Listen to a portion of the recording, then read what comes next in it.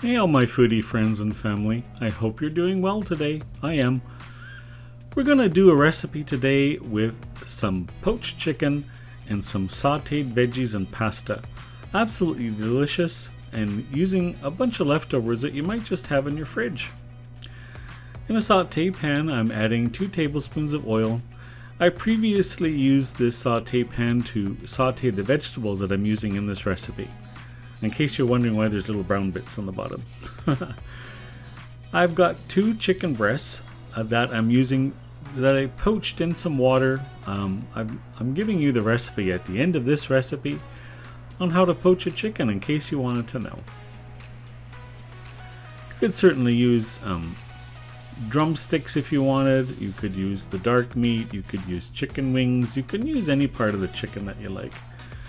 Chicken breast for me is always kind of the last thing. It's not my favorite, but I'll use it up in a dish like this. So I'm sauteing the chicken just to brown it slightly and bring out some of the flavor. This chicken's already cooked, so we don't have to worry about it too much. I'm adding 2 cups of sauteed vegetables. In this case I've used celery, onions, and peppers. You can use any mixture you like. I'm also adding 1 14-ounce can of diced tomatoes. If you have your own homemade tomatoes from the garden, please use those. They'll be even better. So I'm bringing the vegetables and the chicken up to temperature. I want to reduce the juice from the tomatoes slightly so that we get a bit of a creamy kind of tomato sauce without cream.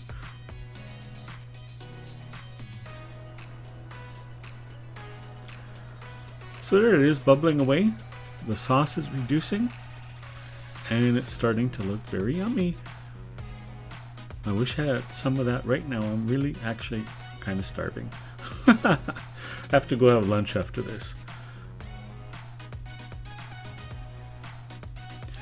I boiled up a package of Pappardelle pasta. You can use any pasta you like. Since the mixture is kind of chunky, you need a bigger size pasta. Using vermicelli or something like that, the noodles will just get lost in this kind of a chunky sauce. So you need something robust. Pappardelle is good. Rotini is good. Any of the bigger pastas will do wonderful. This would also be good in shells. So I've scooped out the chicken and vegetable mixture on top of the pasta, and I'm going to sprinkle with some shredded cheese. In this case I'm using a triple cheddar blend. You can use Parmesan, you can use any cheese you like. And if you wanted to, you could pop this dish into the oven and broil it for a minute or 2 just to get the cheese melted and bubbly and brown and make a little crust on top. You don't have to, you can serve it just like this though. The cheese will melt because everything is really hot. So I know you're all dying to know how to poach a chicken. Well, I'm gonna let you know today. In a 6-liter Dutch oven, I've got 1 whole chicken.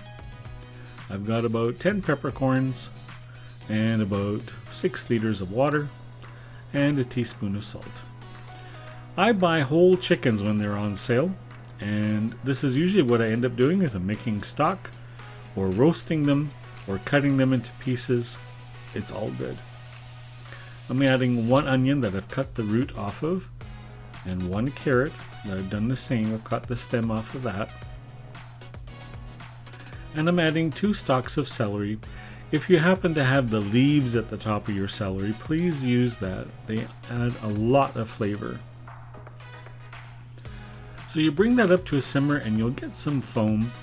You need to scoop that off. This foam is nothing terrible. It's just usually fat or coagulated blood from the protein that you're using. It could also be as a result of some of the salt that you use because it is treated with chemicals so that it doesn't stick together.